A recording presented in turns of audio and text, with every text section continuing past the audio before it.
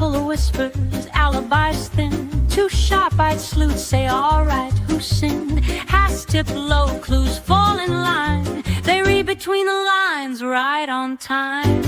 Grim starts sweating when the squad rolls through. Every story tested, most don't stand up to prove. So grab your fedora, jump right in.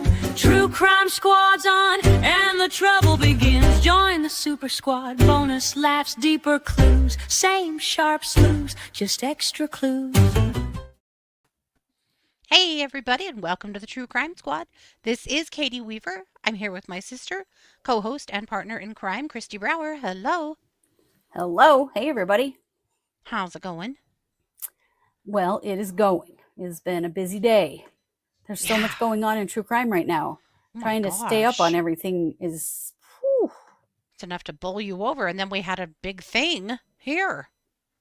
Yeah, well... So first thing this morning, East Idaho News started reporting that there was a multiple fatality domestic incident on the border between Wyoming and Idaho, in like the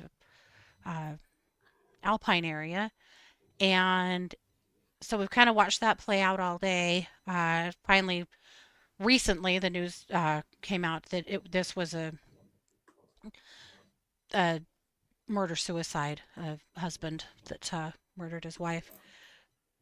Really they were both sad. in their cars along the side of the road. I'm so confused about exactly what happened. It's very sad. How that all occurred.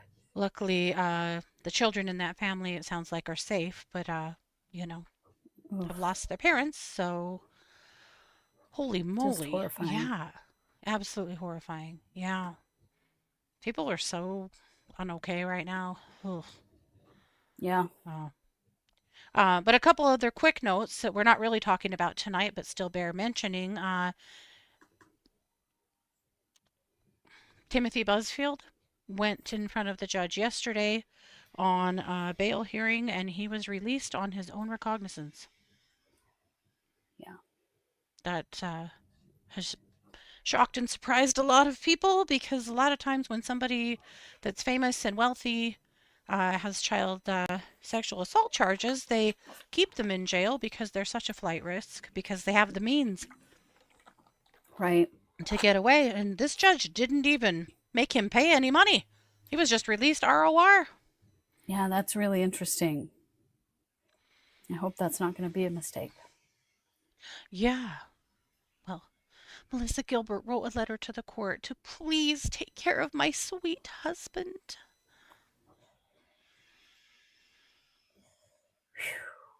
Yikes. Mm-hmm.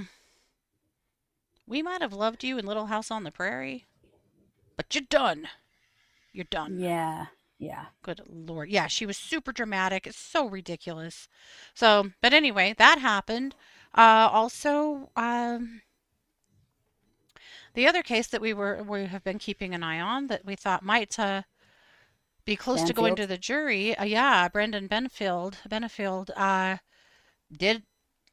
he is putting on a defense. So they've been on the stand all day today. The defense has been up.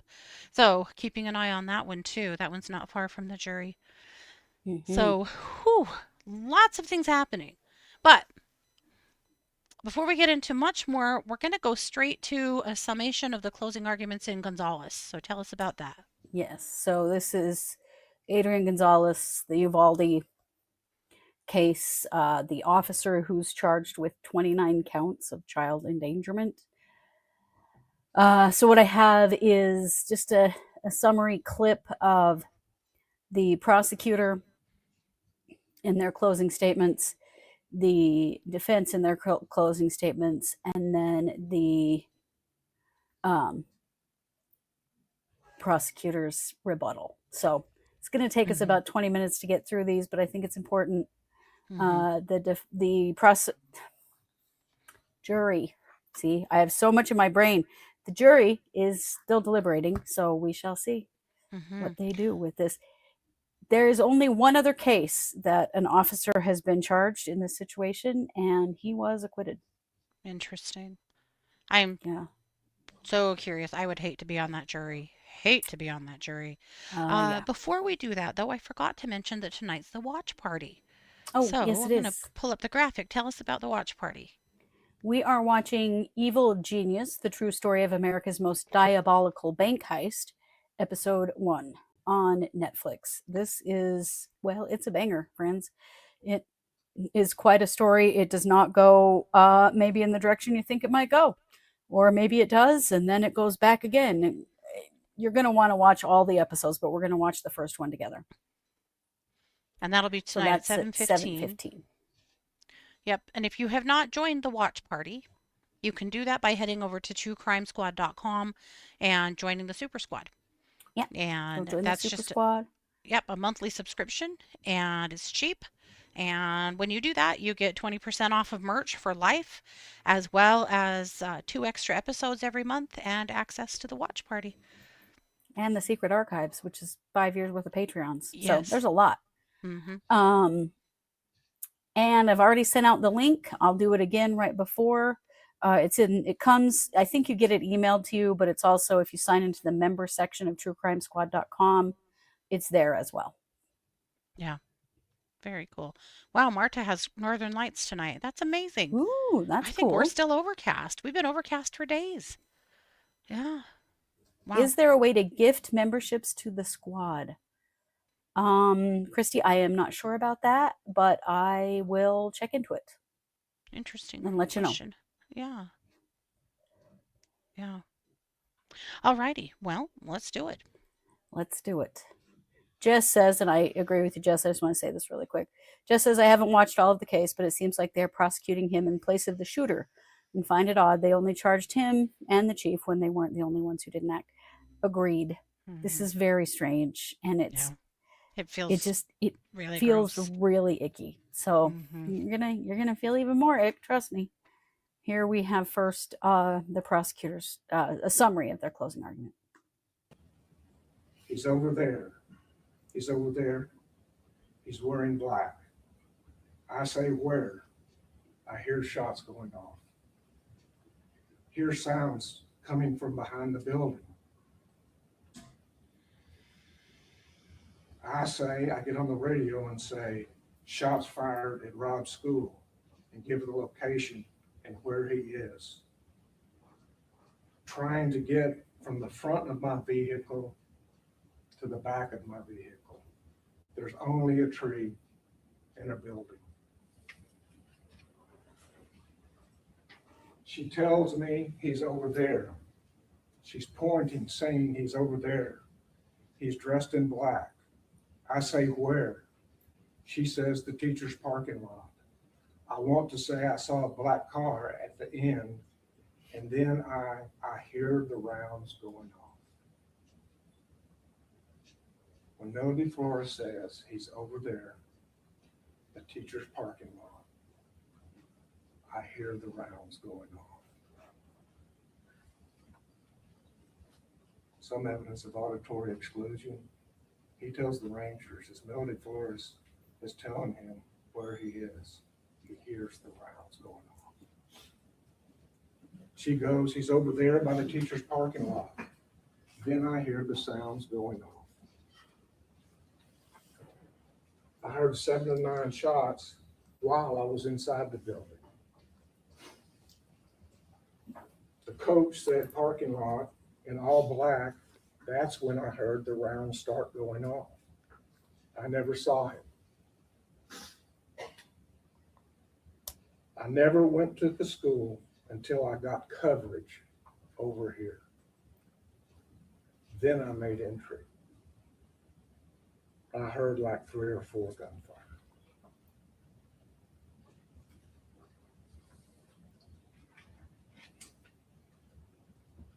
When Pargus was the first one I saw, I told him to come to me for cover because he has a bigger unit.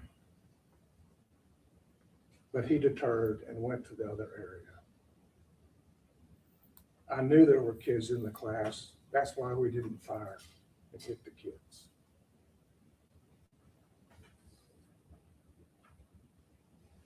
I'm responding because they are saying the guy is running to the school. I didn't respond to the accident. That's a PD traffic. I'm going over there because they are saying the guy is going to the school. and has a gun. Yeah, that's why I'm going to the school. And so the question is, because Melody Flores is telling him where he is, he's in black, when does she tell him that? Do you really suppose that someone who risked her life to go tell the kids to get inside the door, that is that worried about those children, that turns to run, that when the police officer gets there, doesn't immediately say what she told you she said? He's over there, he's in the parking lot. Where? And she points.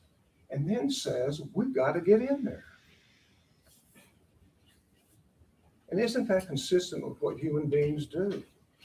Look at Gilbert Lamons. When he sees children in danger, just as Melody Flores sees kids in danger, what does he start saying? Get in there, get in there, get in there, get in there, get in there. Repeats it over and over and over again because of the urgency of the children being in danger. And Adrian Gonzalez decides to go to the back of his car, call Mariano Pargas because he's got a big review, and says, I'm not going in until I get covered.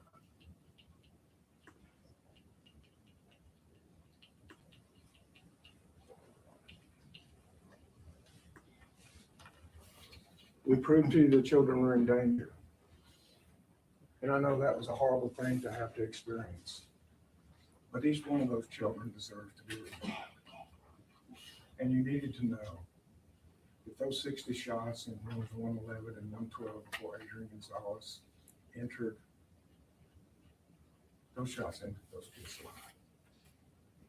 This was over before he went in.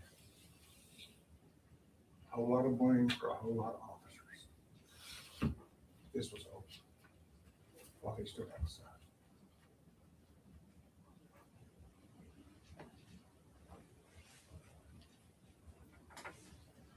And we anticipated that the defendant would say, I was confused, regardless of what he said in his statement. And so, certainly gunfire can be a confusing thing. But we brought you teachers that experienced that gunfire. And the teachers told you that experiencing that gunfire, they still put their kids first and they follow their training. Kids first, follow the training. Melody Flores did it. Miss Deming in room 104 did it. Miss Ogburn in 102 did it. Miss Robin did it with her children. And Mercedes Salas said, not till I get my kids out. You can talk about confusion, but their priorities were where they needed to be. Children first.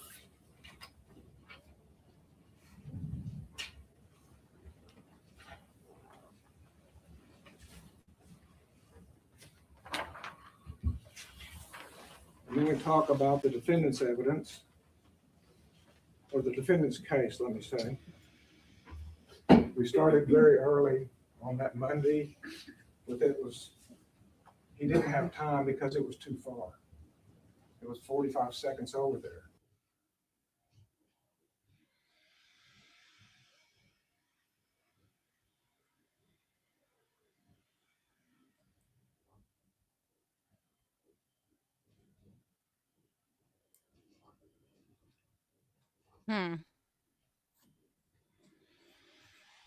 I don't know. I don't know what to say to what this man has to say, because he wants one single individual to be responsible for this. And there is one individual that's responsible for this, and that's the shooter. Yeah.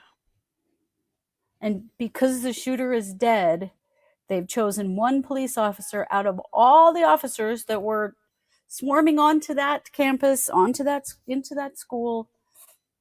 It's just crazy. I don't know.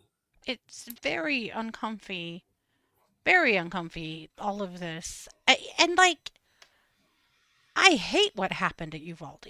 I'm mind boggled. I Absolutely. always will be. But throwing this at the feet of one person, and especially one person who, there's a lot of reasons why he didn't even need to be where he was. Like, it's so weird. I don't know. It I is. don't know what to say. I would hate to be a juror. Hate it. But I would too. those hand-drawn charts that he's flipping the thing, what? You guys don't have a Yeah. Kinko's? I mean, come on. Yeah. That's I so know. ill-prepared. Yeah. But we got to remember that the person that committed the shooting is Salvador Ramos. Yeah. That's who's responsible. Now, the way that it all happened sucks. But Adrian Gonzalez did not shoot any children. And he didn't behave any differently than all of the other police who arrived there that day. So let's hear from the defense. You're the judge of the credibility. That's why you're here. That's why I love the jury section, the jury trial. And here's what they're going to do. They didn't say it, but they're saying it. They're trying to feed you a coward sandwich. They want you to eat a big coward sandwich and say that Adrian's the one that gave it to you. The problem is, it is wrapped around 2 slices of bread of bravery. That's the problem. You have this coward sandwich, but you have bravery and bravery around it. The bravery of driving into trouble, thinking there was a shooter. Only one, didn't set up perimeter, goes into the trouble, into the eye of the storm. And then he's one of the first 5 that goes in the building. Takes rounds, what Martinez does, takes rounds, and you saw the video. Adrian has his weapon out. He doesn't move. Paige is there. He's in the fatal funnel. All that shooter needed to do was turn this way and start shooting at them. He didn't run away. He only went outside when his radio didn't break because the radios don't work inside of schools, which is interesting. And so then he had to go outside to call for SWAT, call for cover. Everybody's doing that. It's for the cover for the situation, not for him. That wasn't accurate. And then what Bill told you in opening is that Adrian, if you listen to Bill's opening, and again, this is respectfully, you would think that Adrian showed up and just stayed there and stood there. If you remember opening, I don't know if you do or don't, but that he just stood there and didn't do anything. And the evidence didn't play that out. The only thing Adrian remained in, he remained in danger. He went into the danger and remained. And once he figured things out, he went further into danger and remained. That's the only thing he remained in. And they're going to ask you to send the message. Jason couldn't help himself. He had to talk about it, and I understand. The problem is the message that will be sent is be Officer Hill. Set up perimeter, even though you're not asked to set up perimeter. Don't go in. Don't go into the eye of the storm. Don't even wait 30 minutes. Stand back. Don't do anything because I don't want to be sitting in that chair. That's the message that will be sent. Not just to Uvalde County, but also to Nueces County, Bexar County, because people are watching. And that's the message that will be sent. That's not the message that needs to be sent. They need training. They need good training. They need proper training. They need resources. They need help from those schools to work with them in conjunction. And we'll talk about doors being locked here in a second. And then all working synergistically together to protect the most precious thing we have in our community, and that's our children. No doubt about that. But to pick the man lowest on the totem pole and drag him into court and to come before you, there's a lot of things they're going to have to ask you to ignore. They're going to have to ask you to ignore inaccurate dispatch. They have to. I'm not saying it's their fault, but they're going to have to ask you to ignore it. They're going to have to ask you to ignore that Adrian drove into danger. Remember that sandwich? They're going to say, yeah, okay, the bread is fine, but the coward sandwich is full in the middle. And then, yeah, I understand the bread at the end is bravery, but we just want you to focus on what's in the middle. It's like an Oreo, you take off the up top. They want you to have the coward cream in the middle. Remained in danger. They're going to have to ask you to ignore that he remained in danger, that he had no line of sight. They're going to have to ask you to ignore that. He never had a line of sight, but other officers did, not him. They're going to have to ask you to ignore that it was truly, because I looked at the indictment and we're looking at the facts.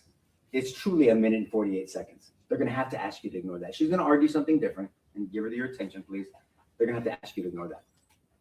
They're going to have to ask you to ignore Mendoza, who showed up 27, 28 seconds after Adrian. That's it. That's the difference. He was there too before the shooter made it in with line of sight, with backup, with guns, with superior weapons. They're going to have to ask you to ignore Salcedo. Line of sight, never goes in, drives away. You saw the video yourself on the dash cam. They're going to have to ask you to ignore Sergeant Coronado. They're going to have to ask you to ignore Randy Hill. They're going to have to ask you to ignore building doors being unlocked. Everybody, Wixel, all of them, all the Rangers said if those doors were locked, it would have made a difference. Since time is of the essence, those doors being locked would have made a difference because you had 3 officers on that side. You had 3 officers on the side, on the west side, one with an AR-15, getting instruction from Claudia. He's going in the building. They're right there. And if you would have been locked out, you don't think that would have made a difference? But they have to ask you to ignore that. I don't know what you do with the school board on that. That's not what this trial is about. But you have to ignore that. They're going to have to ask you to ignore that. But it's not that important. It's more about Adrian. The classroom door is being unlocked. I'm sorry for what Mr. Reyes went through, but that door was unlocked, and it should have been locked. That would have made a difference, a key difference. You know what really made a difference? If that door was unlocked and those 3 officers in the corner followed the gunfire and made it in the west door, not drive around for whatever reason. You can talk about. I want to hear the excuse. Made it, and then the shooter's in the fatal funnel. This door's locked. Even if he got into the school, the classroom door's locked, and he starts shooting at the door. But then here's these 3 officers following their training, cutting the pie, getting with him, and then he's in the fatal funnel. That would have changed things. Some good points. I think that it's really important to remember that it's not as though Adrian Gonzalez was there alone. He wasn't. Right. He never even saw the shooter. There are other officers who did see the shooter. Mm-hmm. And all of the officers made the same decision that Gonzalez did. Yeah. So how do you blame this one person? But here's the Don't know. Here's the rub. Here is the rebuttal, and I think that this is really important. They're trying to set a precedent, is what they're doing, and this is the prosecution's rebuttal. Continue to hold teachers and students to a higher level of responsibility than we are going to hold police officers for school districts who raise their hand and say, I will be a police officer. Those hallways will be mine. Those children are my people. Those classrooms are my houses. I will protect them. Are we going to continue to do that? No. Because on any given day, you can be like Mr. Salinas and Ms. Torres, who came in and testified to you. They dropped their children off for school that day, and the next time they saw their children, it was at the hospital. Mr. Salinas told you that the child that he dropped off for school that day is not the same child he picked up. Because on any given day, a monster can make his way into an elementary school. Ms. Garcia testified that she dropped her child off for school, she went to the award ceremony, and her daughter wanted to come home with her. And she said, no, I paid $2 for that pizza party, you're gonna go and have a good time. And then she never saw her daughter again. Because on any given day, that can happen. We know that, we see it. Nueces County is not any different from Uvalde County. It's just not. What happened to Uvalde on May 24th can happen anywhere at any time. And if it's going to happen, and if we have laws mandating what the responsibility of a law enforcement peace officer is for a school district, then we better be ready to back it up.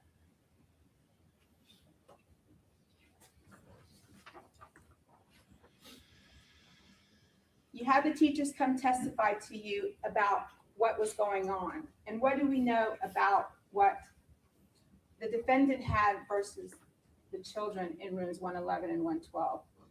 The defendant had his car. It was on the corner building. He had cover. What do the children have? They had chairs and desks. Defendant had a pistol. What do the children have in rooms 111 and 112? They had unarmed teachers. The defendant had a vest on. And what do the children have in rooms 111 and 112? They had curtains to hide behind.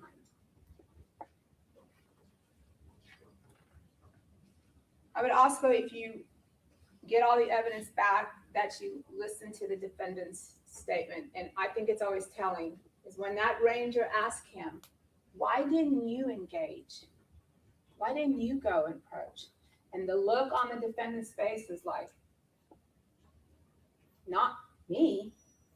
Really? I mean, it's like he catches himself because it wasn't his day. On any given day that this monster made his way to Robb Elementary, that wasn't his day.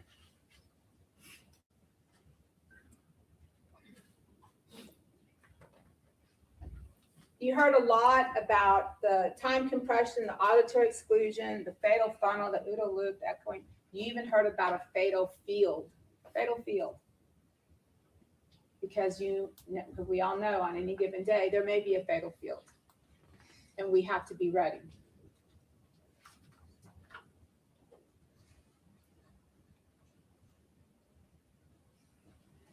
You're going to get all the evidence behind you, sent back with you, and you'll have the radio traffic, and you can look at that and decide if it's 1 minute or 3 minutes. But even a minute and 48 seconds, what he put up here, a minute and 48 seconds. I don't know if anybody just sat still for a minute and 48 seconds. That's a very long time to distract, engage, and delay. And his backdrop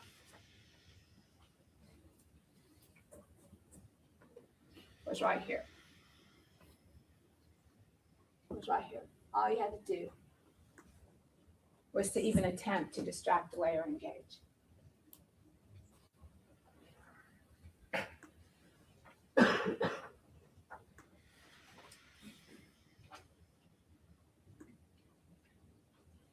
I know this case is difficult, and it has been difficult.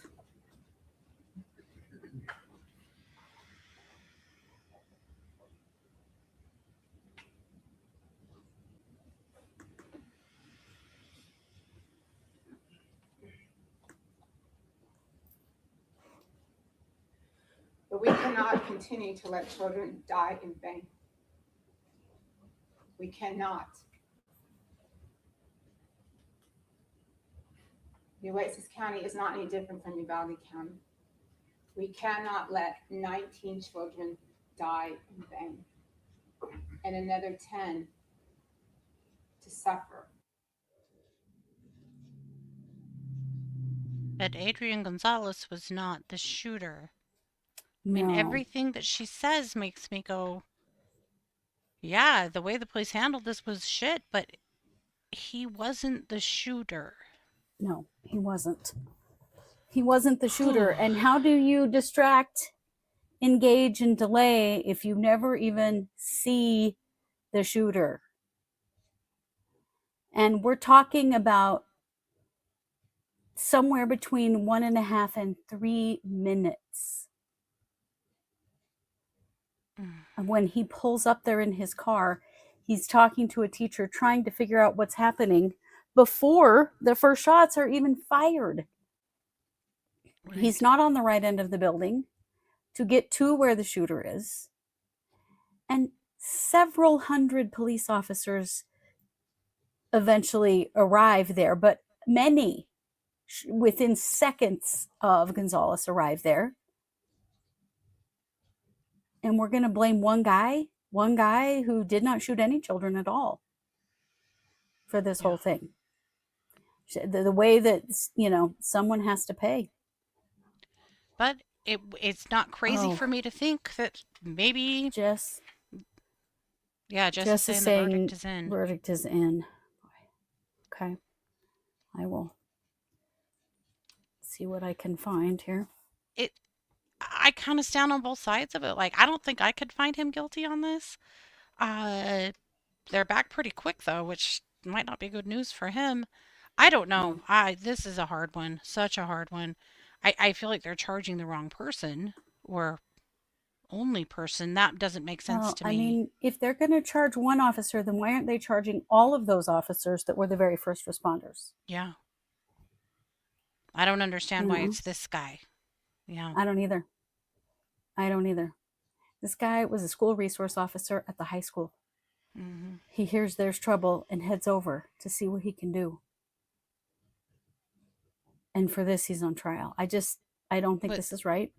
with 29 cases, 29 charges of child abuse, which I also find very strange that that's the charge. There's Child other endangerment. charges too, but It's because there's nothing else they can charge him with. They're testing. This is a test case. mm-hmm. But they're child endangerment charges. Mm-hmm. Because there isn't anything else that they can charge him with. Yeah. I just don't think that this man belongs in a cell. I also can't imagine the guilt he must experience already, that all of those officers must experience. I don't see how locking them up solves anything. And for Yeah. the prosecutor to say that someone has to pay for this, Mm-hmm. and arbitrarily it's this person who did not commit any of the murders, it just doesn't make any sense to me. Mm-mm.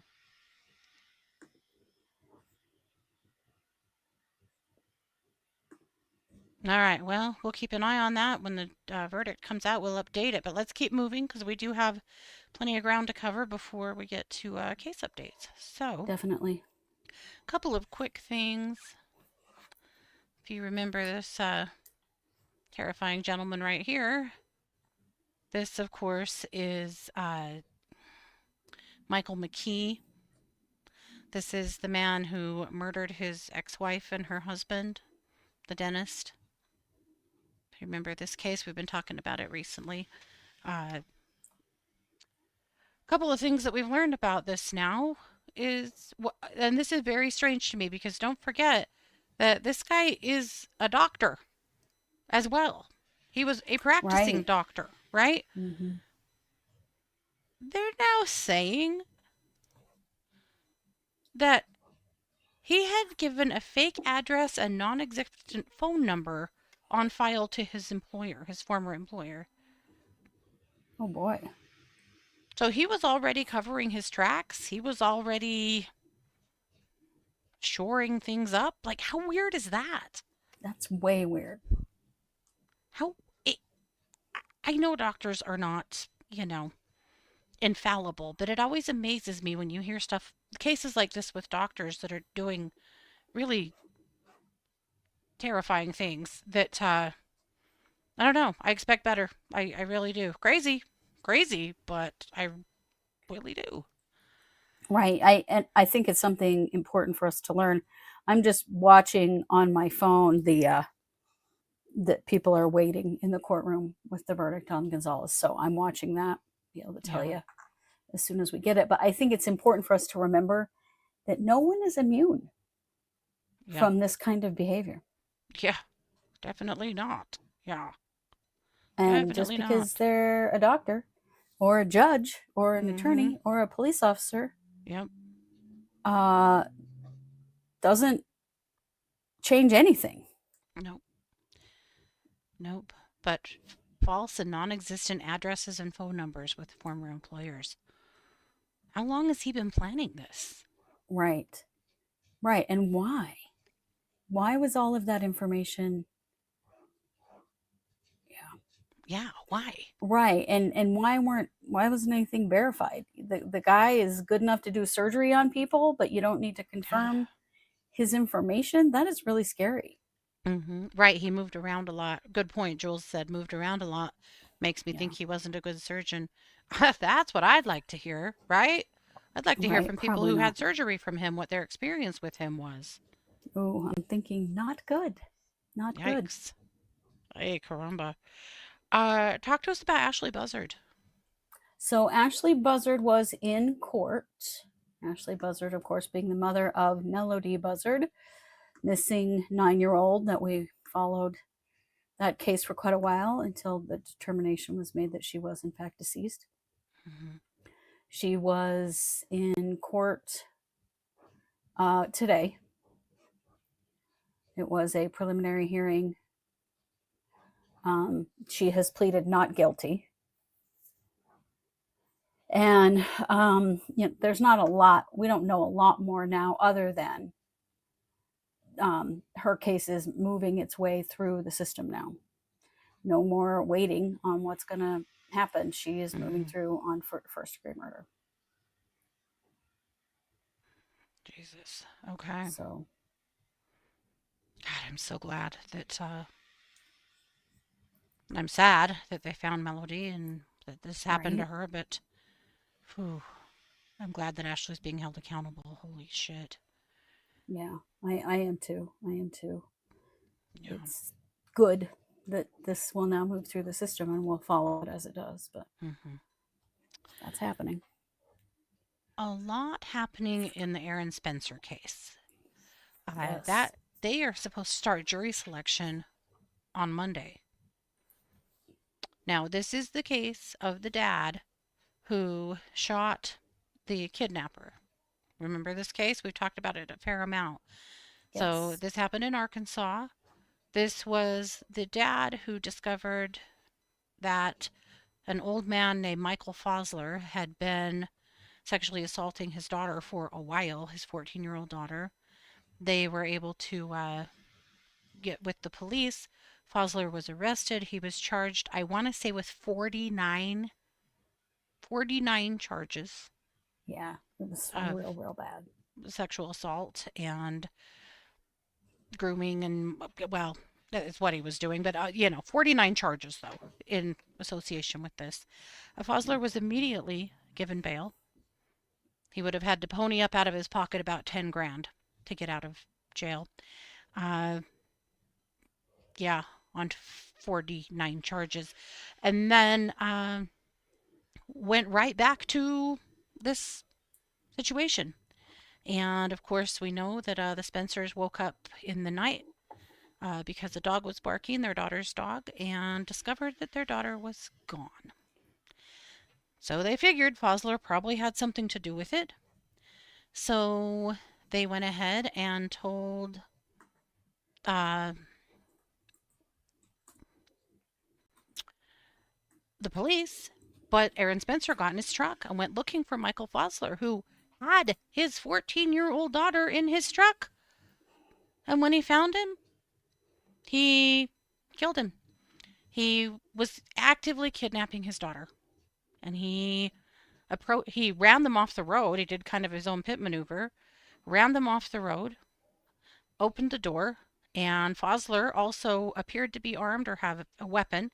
So he yanked him out of the truck in the process and emptied a clip into him, and he died. I'm going to pause that because obviously we have a verdict now in Adrian Gonzalez. So let's go.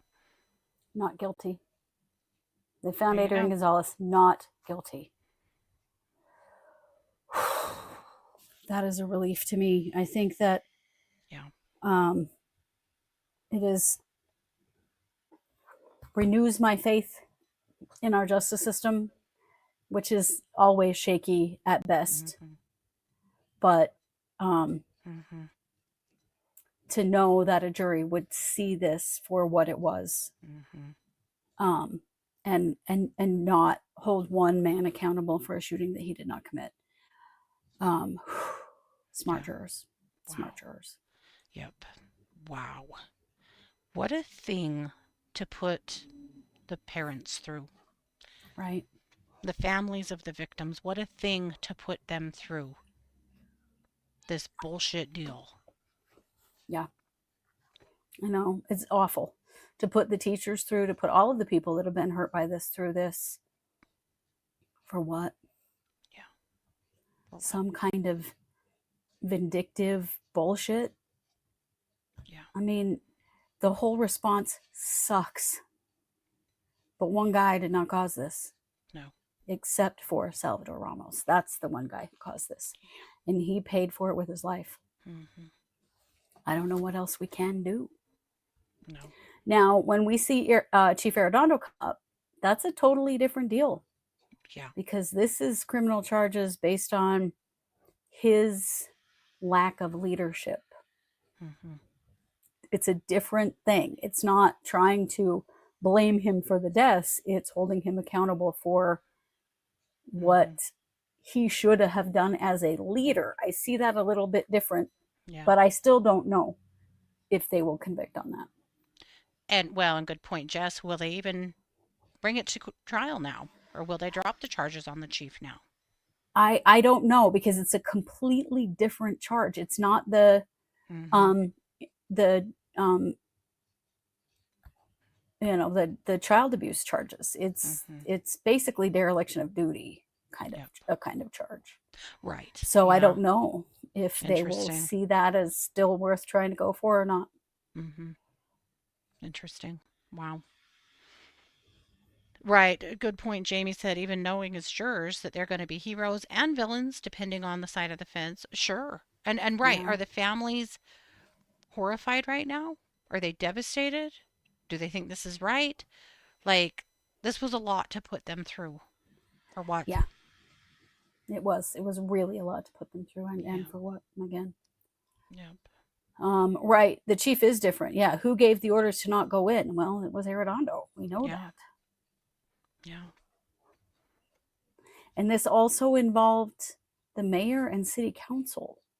It's the other part of the case with Arredondo that is strange, is that he was communicating with the mayor and the city council during this time, and that it's being said, and now we'll see if that comes out in this trial, that they also were on board with them not going in, which I don't know. I'm not sure why a mayor or city council member should have any opinion about police action. Yeah. It's true. I agree, Jess. Some of the witnesses may be reluctant to testify again, too. Yeah. Right. They may have just, it's too hard on them. They just shot their whole shot. Yeah. Yeah. Yep. Well, okay then. There you go.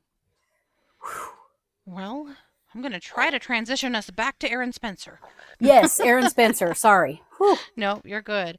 So Aaron Spencer was then, of course, charged in the murder of Michael Fosler, which shocked a lot of people because this in the state of Arkansas, they do have an in defense of another exception that he was unable to ascertain. So we don't know why. This is another case that everyone has gone, Stu's not guilty of anything. He was trying to save his daughter's life. What are you talking about? Right. That crazy, scary old man who is former law enforcement himself, who had 49 charges of child abuse for what he did to this child, was on his way out of town with her in his pickup at 2:00 in the morning. Yeah. So it was a shock that Aaron Spencer was charged in the first place. But one of the first things that happened is the judge who gave bail to Fosler was also Aaron Spencer's judge, and she immediately gagged this case in a way that the victim couldn't even get counseling because talking about it would be violating the gag order. She basically tried to put out a gag the world kind of order that no one could breathe of this case. Yeah. Aaron Spencer ended up with a really good legal team that swooped in and has helped his family immensely. And they went, nope, we're going to go straight to the Supreme Court with this because there ain't no way. And they did. They went straight to the Arkansas Supreme Court, and they were able to get the gag order lifted because it was shit. Well, throughout this case, this has been a bit like a Judge Gull kind of case. The defense can't get anywhere with this judge. Anywhere. It doesn't matter what they ask for. If they asked if the sky was blue, she would deny it. It's been really, really tough. And it's confusing why. Really confusing why. So now it comes off as defensive. Very defensive. So there's been some interesting filings just this week. One of them is, let me get to my notes. One of them is that they have asked her to recuse herself. The defense has asked her to recuse herself based on the fact that they feel like he can't possibly receive a fair trial under her. This happens every once in a while, and Mhm. judges always refuse to recuse themselves. But they went a step further because they have gone back to the Supreme Court.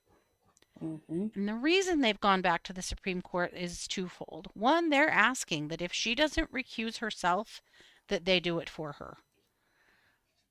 Uh, Partly because when the Supreme Court ruled on the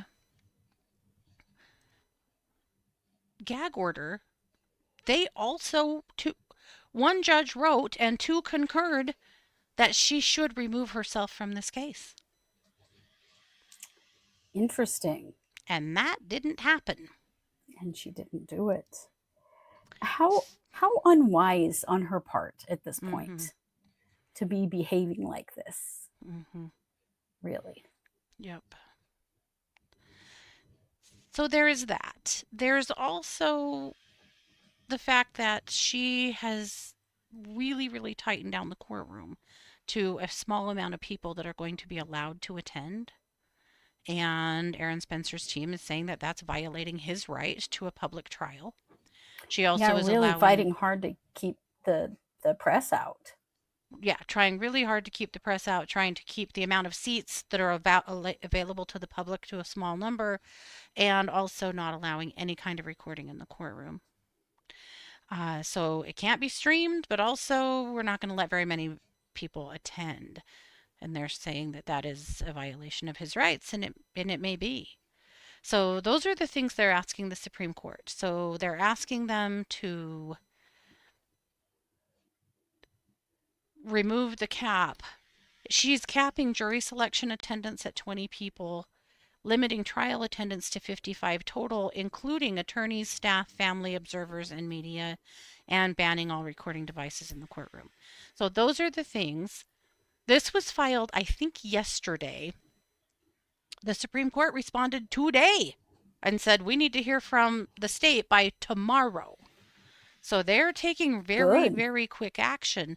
Because again, this actually is supposed to start on Monday. Yeah. Well, yeah, they've got to make a decision right away before this trial begins. Yeah. A few other filings this week that I found interesting. One is that there is now a media company that's going in front of the judge asking her to, because of the fact that they feel like they'll be unable to get a reporter in the courtroom, they're asking her to lift that cap, and also to allow them to have one camera and one still camera and one video camera in the courtroom. She's pretty much already said no to that, but we'll find out what happens with that. Also, the defense, there's a hearing on Friday because the state is fighting the defense on some of their expert witnesses. And they have an expert witness that apparently they're supposed to have very inclement weather. And so they've asked the judge if this potential expert witness could testify on Friday in just a pretrial hearing via Zoom, because they don't think they can get her there because of what the weather's doing. And she sent a very terse note back saying, absolutely not. She can be here in person or she's not testifying. Why, Judge? Why? Yeah, why? What is that going to hurt? Yeah. The conflict of interest in this case is gigantic. Yep. I'm glad that the Supreme Court jumped right in. Right. Because they could have just said nothing. Right. That means the Supreme Court isn't happy. Yeah, I suspect they're going to shock the world and kick her off. I really do. I think it may happen. Boy, that doesn't It's not a happen common very often. thing, but I think that might happen here. Yep. Did she say I'll be extremely terse? She did not. That is a pretty epic misstatement in a trial, isn't it? I love that you said that. If you don't know, that's a quote from Nicholas Alaverdian or Nick Rossi, Jingleheimer Schmidt. Yeah. You're pretty terse. That's true. You're terse. So we're keeping an eye on all of that, and we'll let you know. If it starts on Monday, we'll start updating it daily as we can. This is a trial we were very interested in. This is a trial that I really suspect will come back with a not guilty verdict. I just can't see, I cannot see even a gets jury there. convicting on this. I can't. I can't either. I cannot either. How would anyone on that jury have behaved any differently had they had the opportunity to save their child? Yeah. What was And he in defense of supposed another to do? this is literally what in defense of another is. Like, Well, you how? would certainly think so. I can't believe Arkansas ever brought this. I haven't ever been able to understand how they brought this. Okay, you have a report from, get your punching pillows for this one, for Candon Dahle. Right out of old Fremont County, Idaho, and Judge Boyce. Y'all remember Candon Dahle? Candon Dahle, of course, known as a former BYU baseball player from our neck of the woods, unfortunately, who actually pleaded guilty to sexually abusing a family member for a period of 5 years. This child was abused from ages 7 to 12. He went before Judge Boyce. He was given a plea deal, and the plea deal is just beyond anything I've seen. He was sentenced by District Judge Stephen Boyce to a minimum of 5 and a maximum of 10 years in prison. He then suspended the sentence and placed Dahle on probation for 8 years. He was also given a 180-day local jail sentence that began back in early September. And he was supposed to be in jail until February 14th of this year, 2026. Yeah. Well, friendos, guess who is out of custody on general release? Yeah. That would be Candon Dahle. Do you know that no one is reporting on this in our community except for us? Yep, the news has not reported on the fact that this little shit got out early. Yep, they're just going to let him fade away. Yeah, they are. Yeah, he's out of custody on general release. He's now on probation. Yep. Any respect I had left for Judge Boyce, gone. Yeah. What they did to this child in this situation, they did mediation. And they let her decide if he really needed to spend time in prison or not. This child. Yeah. Yep.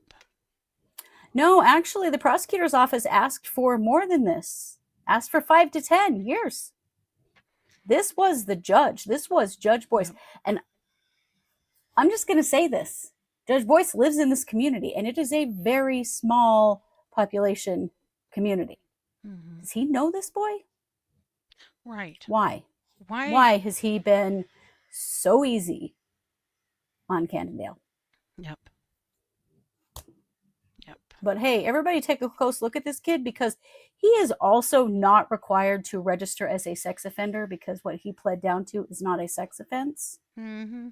So please keep a close eye on this young man if you live in our community, because we certainly do not trust that this boy will not do it again. Absolutely not. He has had the bare minimum of a hand slap for this situation. He said he was sorry. He's been through a lot. He's been through a lot. That child, horrified, will spend the rest of her life trying to recover from what you did to her, Candon Dahle. So fuck you. Yep, 100%. So disgusting. That's what I've got. I have one last thing, and it's about Judge Gull. So we talked about this a little last night, but I wanted to throw it in tonight in case you didn't hear. Judge Gull is retiring. And if you don't know who Judge Gull is, this is the judge who presided in the Richard Allen case, who, well, we have widely despised her ever since that case. And felt like, well, a lot like we've felt about the judge in Aaron Spencer's case, honestly. So, yes, has chosen to not run for re-election.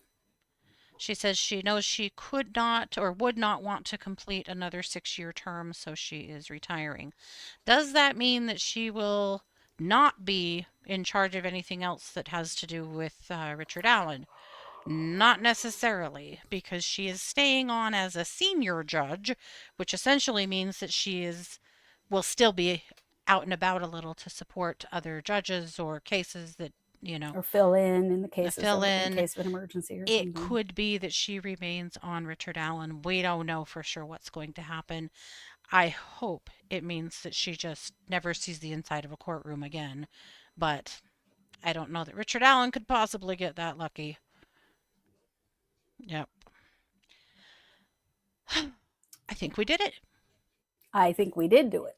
I was going to double check my notes, but I'm pretty sure we had everything. Yeah, we did. I think we had everything we were going to hit tonight. Yeah. Yeah. So, don't forget, it is the watch party tonight. We are watching Evil Genius, and that's in 15 minutes at 7:15. We'll watch Evil Genius, the true story of America's most diabolical bank heist, episode 1. If you are a member of the watch party, you have already received the link via email.